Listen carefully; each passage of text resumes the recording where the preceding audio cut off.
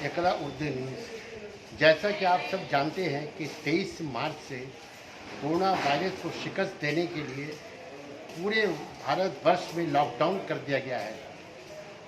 हमारे प्रधानमंत्री ने 30 अप्रैल तक लॉकडाउन का ऐलान किया था, लेकिन आज वो अचानक जो है वो 3 मई तक इस लॉकडाउन को आगे बढ़ाकर ले गए। अगर आपको कोरोना वायरस से महफूज रहना है या ये चाहते हैं कि कोरोना वायरस का हम शिकार न बने, तो आप सरकार के बनाए हुए कायदा कानून पर अमल करें।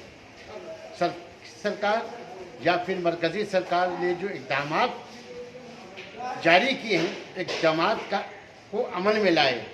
और हमारी ममता बनर्जी मगरबी बंगाल के रियासती वज़ीर आला ममता बनर्जी ने हर आवाम को सुबह 7 बजे से लेकर 11 बजे तक और शाम 6 बजे से लेकर 8 बजे तक जो है वो बाज़ार हाट ख़रीदने के लिए, खाने पीने का सामान खरीदने के लिए छूट दे रखी है।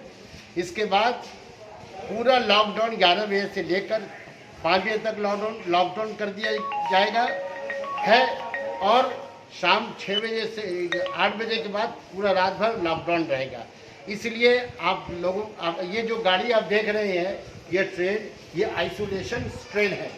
अगर आप ये चाहते हैं कि आने वाले मुस्तकबिल में आपको जो है क्वारंटीन सेंटर ना जाना पड़े या फिर आइसोलेशन सेंटर में ना जाना पड़े, तो आप जो है कोरोना वायरस से बचने के लिए आप जब भी घरों से निकले अपने मुंह में मास्क बांधें, अपने हाथ को सैनिटाइज करें, घर पे जब भी दाखिल हो पूरे बदन को मुंह हाथ साबुन से धोएं और अब आप भी खुद महफूज रहें और अपने परिवार को, घर वालों को भी महफूज रखें।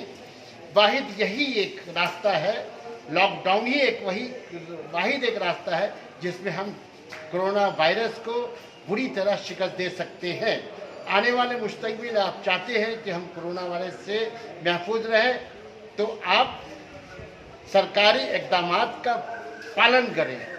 हैदर अली, इकरा उर्दू न्यूज़, कैमरामैन आफरीदी के साथ।